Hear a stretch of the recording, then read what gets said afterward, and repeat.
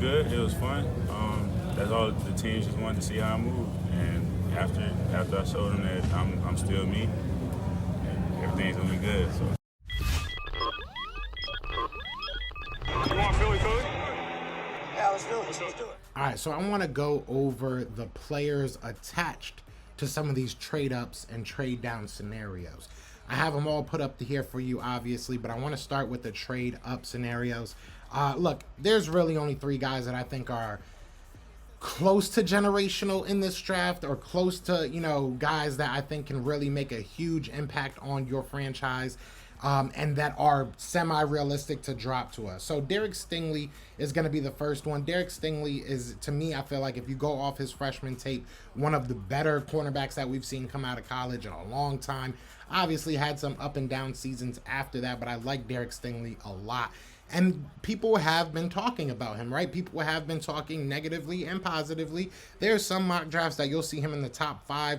There's some mock drafts you don't see him go till, the Philadelphia Eagles pick. I don't think there's any scenario in the world that he doesn't drop, that he does get past, the Philadelphia Eagles. Like, if he does get there at number 15, I think the Eagles would be salivating that they just got their cornerback of the future. But in all realism, possibilities, the possibility that he actually drops to us is very low. So you have to look at the possibility of trading up for a Derek Stingley. Would you trade up for a Derek Stingley?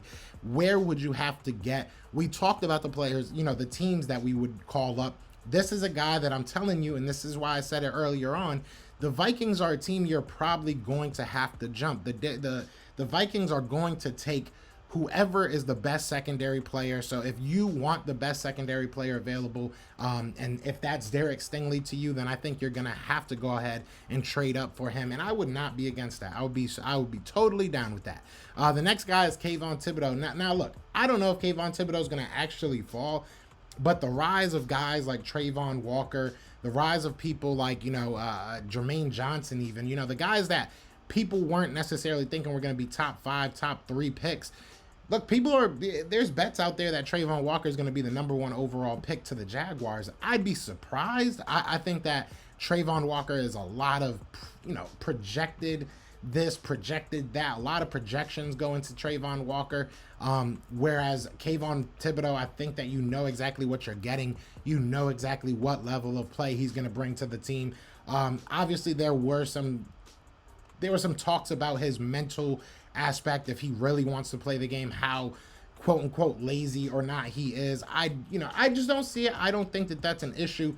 I think that if he drops to you, obviously this is another guy that if he drops to you, you have to pull that trigger quick. But if he drops to the later half of that top 10, or if he drops out of the top 10 and completely, if he's there at 10, 11, maybe even 12, do you call these teams and say, hey, well, what do you need for us to move up and go ahead and get Kayvon Thibodeaux? I like the kid a lot. I like what he would bring to this team. Obviously, the Eagles are a team that put a lot of emphasis on that defensive line. This would follow suit with that mentality. So I don't think this is out of the realm of possibilities if he drops out of that top 5.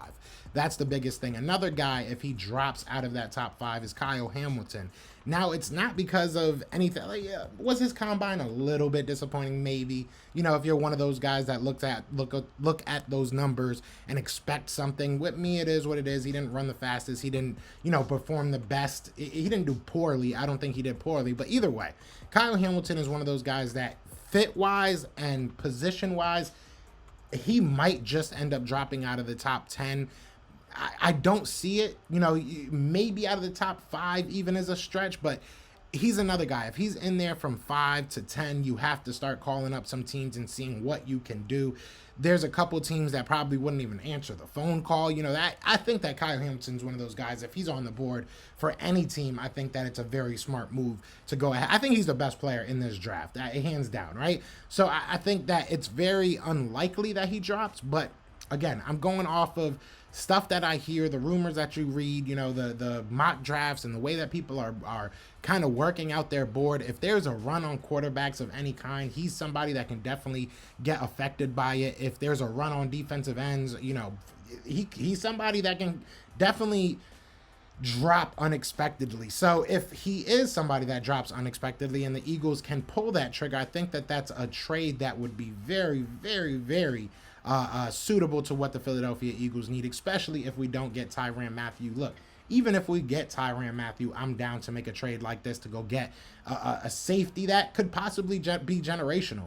Realistically, he could possibly be something we haven't seen in a long time at that safety position. Now, I do want to move over to the trade down possibilities. Now, we're going to start right off with safeties again, Jaquan Brisker or Daxton Hill.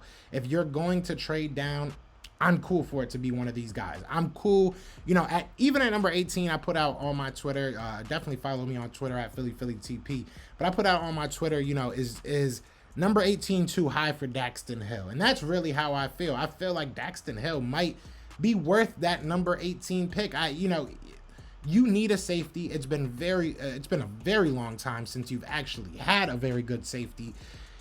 Jaquan Brisker, I like a lot, and you can make an argument for him too. I think Daxton Hill has a slight advantage over him. I like Daxton Hill just a little bit better, and that hurts to say as a Penn State fan. But look, if it's either one of these guys, and again, this is a trade down scenario.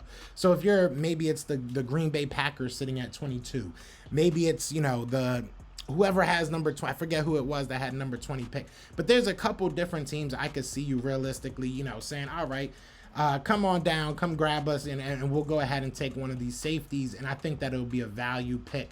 And then you look at wide receivers. A lot of people, I'm not one person that loves the wide receiver position this year as far as like top tier talent. I don't think that you have to reach for a wide receiver this year.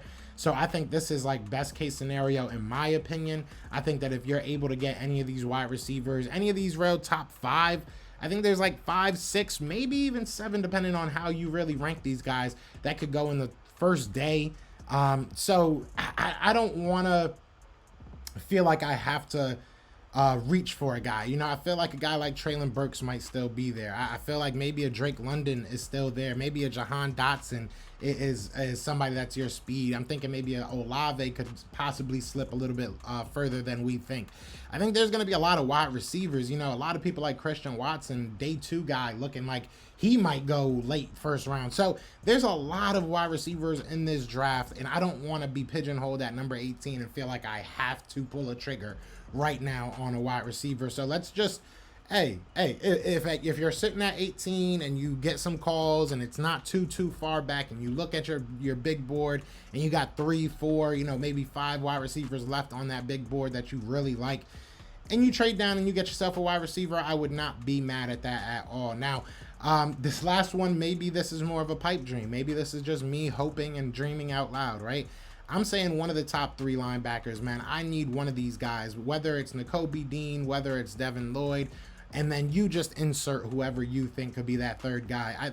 You know, I've heard a lot of different guys. I've heard Leo Chanel. I've heard Christian Harris. I've heard Chad Muma, Brian Osama. I've heard so many different linebackers. Whoever you think your guy is, and the only way you're going to win me over on a guy that isn't named Devin Lloyd or Nakobe Dean in the first round, I should say, is if they are both gone. So if you see a linebacker run start to happen and you say to yourself, hey, we can probably go back to number 20 and still get Christian Harris, or we can go back to number 20, still get Nakobe Dean, you know, I'm cool with that. I am down with that. I think that makes more sense for this organization, because we know both safety and linebacker, they don't necessarily value in the first round of NFL drafts. So this may be a pipe dream, but at the same time, it might be a realistic solution. Maybe I just found common ground with Howie Roseman. You know, trade back, get yourself another pick, and still get a linebacker or a safety. Again, wide receiver is definitely up in the air for me as well. But what do you think? Who are guys you're willing to trade up for? Who are some guys you're willing to trade down for? What's your best case scenario in either of these? Do you think we might do a little bit of both? Do you think we could trade up and trade down? Let me know in the comments. But other than that, y'all know what it is, man. It is Fly Eagles Fly, and we are out shit. Peace! Everywhere, this is for Yeah. you. Fly Eagles flying on the team. Touchdown. Time to get Jalen this ring. You don't really want to start a thing. This a Bird Gang Nation, baby. It's a Philly thing.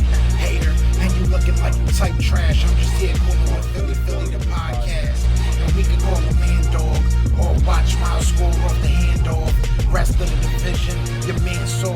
Jackson like Sean, hunting like Randall. Season hit, early time to do 'em in. Your boy Philly Fresco, thanks for tuning in.